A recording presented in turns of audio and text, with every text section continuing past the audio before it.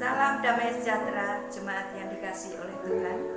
Oleh karena kasih-Nya kita bisa beribadah pada hari ini. Di dalam Ratapan 3 ayat 22 sampai 23, firman Tuhan mengatakan, tak berkesudahan kasih setia Tuhan, tak habis-habisnya rahmat-Nya, selalu baru tiap pagi, besar kesetiaan-Mu. Saya undang jemaat untuk berdiri. Kita akan memulai ibadah ini dengan bersaat teduh bersama. Mari.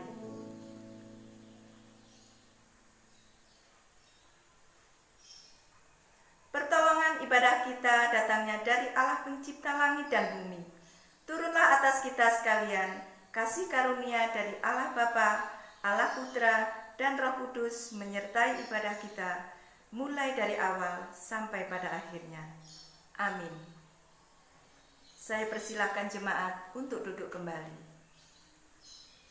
Jemaat yang dikasihi oleh Tuhan, di dalam kehidupan kita sehari-hari, kita pasti merindukan damai sejahtera. Oleh karena itu, mari kita lebih mendekatkan diri kita kepada Tuhan.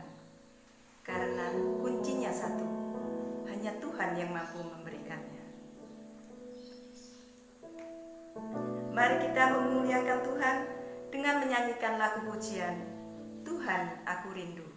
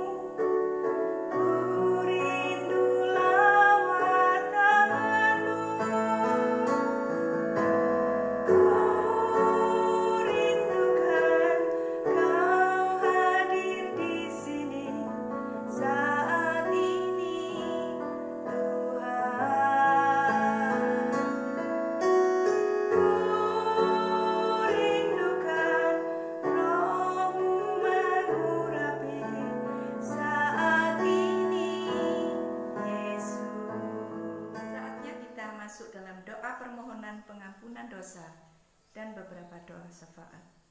Mari kita menundukkan kepala sejenak dengan berdoa kepada Tuhan. Tuhan Yesus, hamba kali ini datang di hadapan-Mu Tuhan untuk meminta ampun Tuhan atas segala dosa-dosa yang kami perbuat, baik itu kami yang sengaja maupun yang tidak kami sengaja. Pimpinlah kami selalu Tuhan di dalam jalan kebenaran-Mu, agar kami tidak mengulangi dosa-dosa ataupun kesalahan yang kami perbuat. Kami tahu Tuhan Yesus, Engkau adalah Tuhan yang Maha Pengampun dan Maha Penyayang. Ampuni kami Tuhan atas segala apa yang kami lakukan di saat-saat ini. Terima kasih Tuhan. Dan kami juga berdoa bagi saudara-saudara kami, bagi kedua orang tua kami, bagi Bapak Pendeta kami. Kiranya Tuhan memberkati mereka. Tuhan memberikan berkat yang melimpah. Tuhan memberikan Roh Kudus-Mu agar mereka di jalan kebenaran-Mu Tuhan. Tidak lupa juga kami berdoa bagi saudara-saudara kami Tuhan yang sedang mengalami sakit penyakit di dalam masa pandemi ini. Kiranya Tuhan memberikan yang terbaik buat mereka. Tuhan memberikan kesembuhan. Urapi Tuhan obat-obatan yang mereka minum. Berikan kekuatan dan kesabaran kepada dokter yang telah merawatnya. Kami yakin dan percaya Tuhan pasti menyembuhkan mereka. Dan kami juga berdoa bagi anak-anak yang terlantar, bagi anak yatim piatu, bagi para janda. Tuhan berikan kesehatan, Tuhan berikan kekuatan di dalam menjalani kehidupan ini. Inilah Tuhan, doa kami yang kami alaskan hanya di dalam tangan-Mu, Tuhan Yesus Kristus. Haleluya. Amin. Berita anugerah terambil dari 1 Petrus 2 ayat 10 yang berbunyi demikian. Kamu yang dahulu bukan umat Allah, tetapi yang sekarang telah menjadi umat-Nya. Yang dahulu tak dikasihani, tetapi yang sekarang telah beroleh belas kasihan.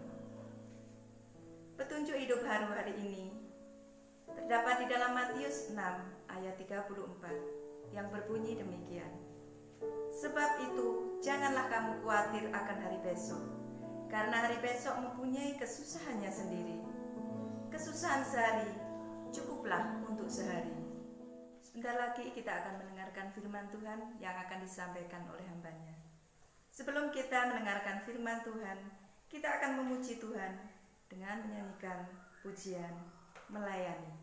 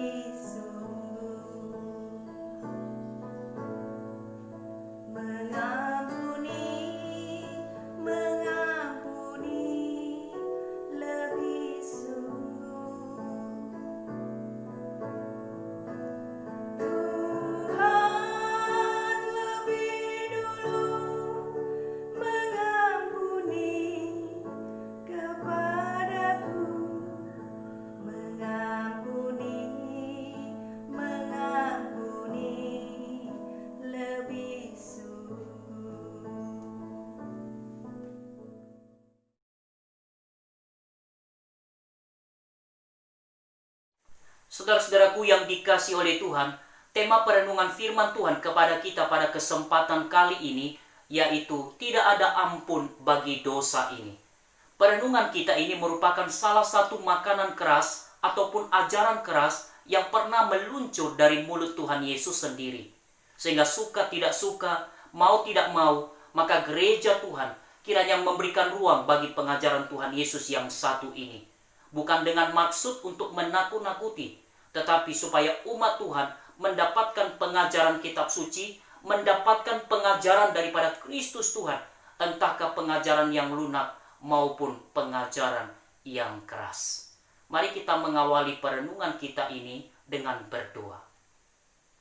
Ya Tuhan, kiranya dengan ajaran-Mu yang keras hari ini akan melembutkan hati kami, membawa kami kepada kegentaran, menjadikan kami menjadi orang-orang percaya-Mu yang setia mengiring Tuhan seumur hidup kami. Di dalam Kristus Tuhan kami berdoa. Amin. Kita akan membaca 2 ayat saja yang terdapat di dalam Matius pasal 12 ayat 31 hingga ayat yang ke-32. Matius pasal 12 ayat 31 hingga ayat yang ke-32. Sebab itu aku berkata kepadamu, segala dosa dan hujat manusia akan diampuni, tetapi hujat terhadap Roh Kudus tidak akan diampuni. Apabila seorang mengucapkan sesuatu menentang Anak Manusia, ia akan diampuni. Tetapi jika ia menentang Roh Kudus, ia tidak akan diampuni. Di dunia ini tidak, dan di dunia yang akan datang pun tidak. Saudara, ada seorang anak remaja kita yang memiliki keingintahuan yang besar mengenai pengajaran-pengajaran kitab suci. Asal ada yang ia tidak mengerti ataupun yang membuatnya penasaran, ia akan tanyakan. Itulah sebabnya di dalam persekutuan remaja, anak remaja tersebut tergolong aktif bertanya dan yang menjadikan persekutuan itu menjadi hangat dan seru. Tetapi bersyukur, di dalam sepanjang ia bertanya, berespon ataupun berargumen, semua itu ia lakukan di dalam batas-batas yang wajar maupun sopan. Dan di dalam usianya yang tergolong remaja pada saat itu, salah satu pertanyaannya yang saya masih ingat, yaitu mengenai penghujatan terhadap Roh Kudus. Mengapa Tuhan tidak memberi keampunan kepada mereka yang melakukannya? Lalu saya menjelaskan secara singkat dan sederhana. Dan saya pikir, saudara, ia bisa mengerti dan menerima pada waktu itu. Tetapi ternyata, lama sesudah itu, ia kembali menanyakan akan hal yang sama. Dengan menambahkan bahwa seingatnya dulu ia pernah mengata-ngatai Tuhan, memaki Tuhan, dan mungkin telah menghujat Roh Kudus. Lalu saya kembali menjelaskan ulang kepadanya mengenai penghujatan Roh Kudus tersebut. Jadi saya bisa mengerti pergumulannya dan kekhawatirannya kalau ia termasuk di dalam klasifikasi sebagai seorang penghujat Roh Kudus. Jadi saudara-saudaraku yang dikasih oleh Tuhan, bisa bayangkan kalau ada seseorang yang mendengar pengajaran penghujatan Roh Kudus yang tidak mendapatkan keampunan Tuhan itu, lalu tidak mendapatkan penjelasan yang baik, maka tentu saja seseorang tersebut kemungkinan besar akan mengalami kebingungan, kesedihan, dan mungkin kesesakan yang luar biasa di dalam sepanjang kehidupannya. Nah, saudara-saudaraku yang dikasih oleh Tuhan, pernyataan Yesus mengenai penghujatan Roh Kudus tersebut, kalau berdasarkan Matius pasal 12 yang kita bacakan tadi, itu dilatar belakangi oleh satu peristiwa ajaib yang dilakukan oleh Tuhan Yesus sendiri, yaitu dia mengusir akan roh jahat daripada kehidupan seseorang yang telah menjadikan seseorang itu kemudian mengalami kebutaan dan kebisuan. Saudara, kita perlu mengerti, tidak semua kebutaan dan kebisuan itu disebabkan oleh roh jahat. Tetapi memang ada kebutaan dan kebisuan yang bisa disebabkan oleh karena kerasukan daripada roh-roh yang jahat. Saudara, dengan Yesus melakukan pengusiran terhadap roh-roh jahat telah mendatangkan akan 2 respon. Satu respon yang positif dan satunya lagi adalah respon yang negatif. Respon yang positif, orang-orang itu menjadi takjub, menstimulir mereka kepada apa yang dulu atau yang sering mereka dengar tentang Mesias. Itulah sebabnya mereka sampai kepada menghubungkan Yesus itu dengan Daud, anak Daud atau keturunan Daud, Mesias yang kelak datang di tengah-tengah bangsa Israel. Dan ini adalah contoh yang sederhana, bukan? Bahwa betapa firman Tuhan yang mungkin dulu didengar oleh seseorang dalam sikon tertentu itu akan mengingatkan, menguatkan, dan meneguhkan akan siapapun yang pernah mendengar akan firman Tuhan. Jadi dengan pengusiran roh jahat yang dilakukan oleh Yesus, ada respon yang positif. Tetapi juga ada respon yang negatif. yang justru datang dari orang-orang Farisi. Dan mereka asbun, saudara, asal bunyi, asal menuduh Yesus telah melakukan pengusiran roh jahat dengan kuasa penghulu setan, yaitu Beelzebul. Dan kebanyakan penafsir menduga, saudara, bahwa orang-orang Farisi menuduh Yesus yang tidak-tidak karena dilatar belakangi oleh kemarahan, kedengkian, dan keiri hatian atas keberadaan dan pelayanan Yesus yang telah mendatangkan kekaguman daripada banyak orang. Dan bukankah ini persoalan kita sampai hari ini, bukan? Betapa tidak mudahnya bagi kita untuk bisa menerima, bersikap tenang atau wajar dengan segala kelebihan dan keberhasilan orang lain. Hanya orang yang intim dengan Tuhan, yang dekat dengan Tuhanlah yang bisa menerima dan bahkan bersyukur dengan segala kelebihan dan keberhasilan orang lain. Dan karena orang-orang Farisi tadi, saudara, memang asbun, asal bunyi, maka mudah bagi Yesus untuk merobohkan akan tuduhan mereka. Yang pertama, saudara, Yesus mengatakan apa? Kerajaan iblis tak mungkin terpecah-pecah. Tak mungkin setan serang setan, setan usir setan. Jadi kalau kita seringkali dengar hal itu sampai hari ini, saudara, itu adalah hoax. Itu adalah kebohongan besar yang didesain oleh iblis sendiri. Ingat, iblis ingin menguasai dunia ini, sehingga tidak mungkin baginya untuk mengusir akan roh jahat yang merupakan sekutunya sendiri. Itu namanya konyol. Ingat, iblis adalah makhluk yang sangat pintar. Jadi pengusiran roh jahat yang dilakukan oleh Yesus tidaklah mungkin menggunakan kuasa penghulu setan. Dan selanjutnya, Yesus merobohkan akan tuduhan orang-orang Farisi, yaitu dengan kilas balik kepada apa yang menjadi praktek ataupun ritual yang biasa dilakukan oleh murid-murid daripada orang-orang Farisi di dalam pengusiran roh-roh jahat. Jadi ini semacam cermin mantul untuk menyadarkan mereka, yaitu jikalau mereka mempunyai keyakinan mengusir roh jahat itu dengan kuasa Allah, dengan kuasa roh Allah. Lalu mengapa ketika Yesus mendemonstrasikan akan kuasa Allah di dalam pengusiran daripada roh-roh jahat, mereka menuduhnya telah mengandalkan akan kuasa daripada penghulu setan? Kesimpulannya, Yesus mengusir roh jahat dengan kuasa roh Allah itu sendiri. Itu sebabnya di dalam ayat yang ke-28 dari Matius pasal 12 itu, Yesus menegaskan, tetapi jikalau aku mengusir setan dengan kuasa roh Allah, maka sesungguhnya kerajaan Allah sudah datang kepadamu.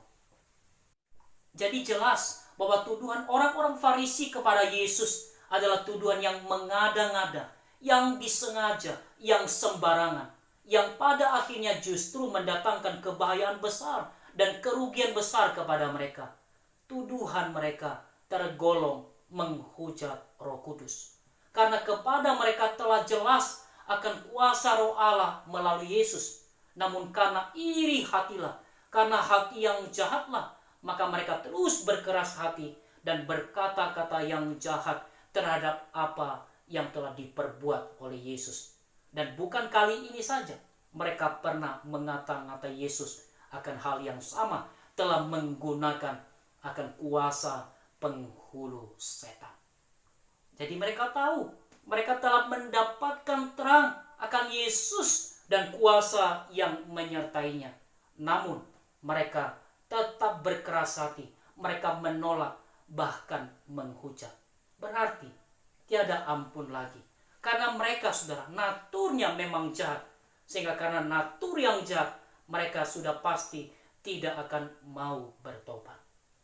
Saudaraku yang dikasihi Tuhan, ini adalah kabar buruk. Tentu ini adalah kabar buruk bagi mereka yang menghujat akan Roh Kudus. Tiada ampun dan akan dibuang di dalam api neraka.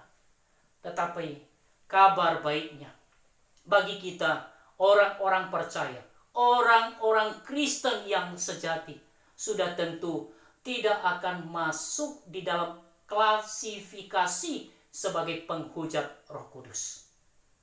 Kenapa? Karena keselamatan daripada orang-orang Kristen sejati itu akan tetap terjaga, terpelihara oleh Tuhan. Sudah ada kepastiannya, sekali selamat, tetap selamat.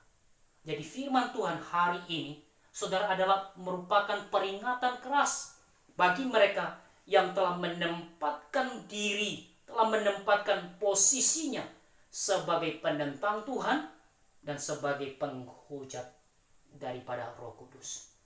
Tetapi firman Tuhan ini juga adalah merupakan peneguhan bagi setiap kita orang-orang percaya bahwa sesungguhnya kita sudah berada di dalam track yang benar.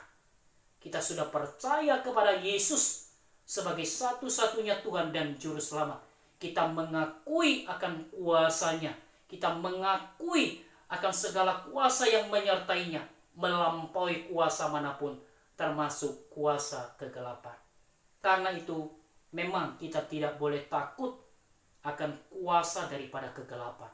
Mari justru kita boleh terus berani dan bersemangat memberitakan Yesus, memberitakan akan kuasa dan keselamatan yang ada di dalam Yesus Tuhan kita. Amin. Mari kita berdoa. Tuhan Yesus, kami bersyukur kami boleh menyaksikan akan keadilan-Mu dan ketegasan-Mu kepada mereka yang menghujat akan Roh Kudus. Dan melalui firman Tuhan ini kami juga bersyukur karena kasih yang besar boleh kami miliki. Kami mempunyai kepastian sebagai orang-orang percaya tidak akan masuk di dalam klasifikasi sebagai penghujat Roh Kudus.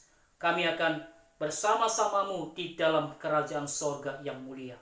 Kiranya renungan ini boleh terus mendorong kami untuk setia kepadamu, setia mengabarkan Kristus sebagai satu-satunya Tuhan dan Juru Selamat, setia untuk boleh senantiasa mengabarkan akan kuasa dan keselamatan yang ada di dalam Kristus Tuhan kami.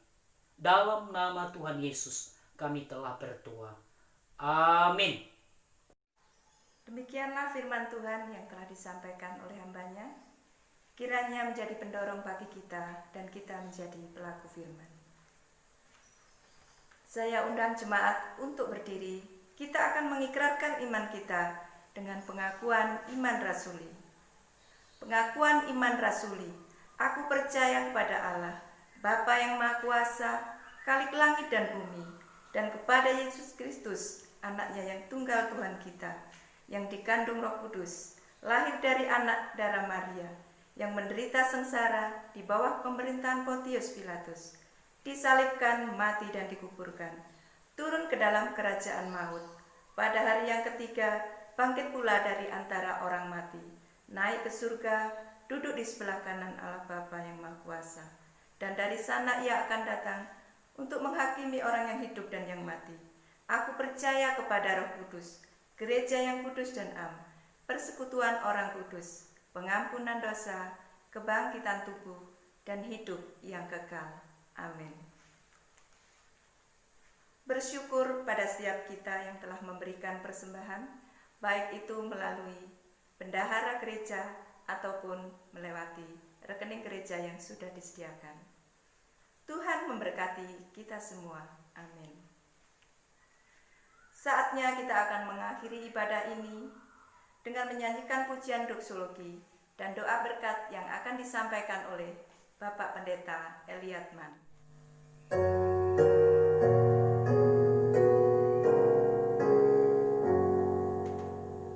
Puji Allah Bapa Putra dan puji Allah Roh Kudus, ketiganya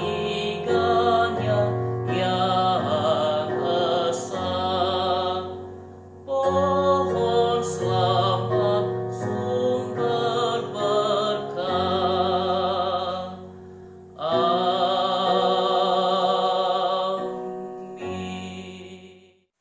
Jemaat yang dikasihi oleh Tuhan, arahkanlah hatimu kepada Tuhan dan terimalah berkat-Nya. Kiranya berkat daripada Allah Bapa, kasih sayang daripada Kristus Tuhan, pertolongan penghiburan daripada Allah Roh Kudus, menyertai saudara semua mulai hari ini sampai Tuhan Yesus datang untuk kedua kalinya. Amin. Amin. Amin. Amin.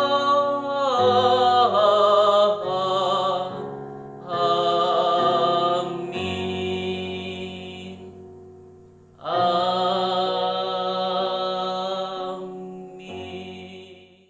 Kebaktian selesai. Tuhan Yesus memberkati.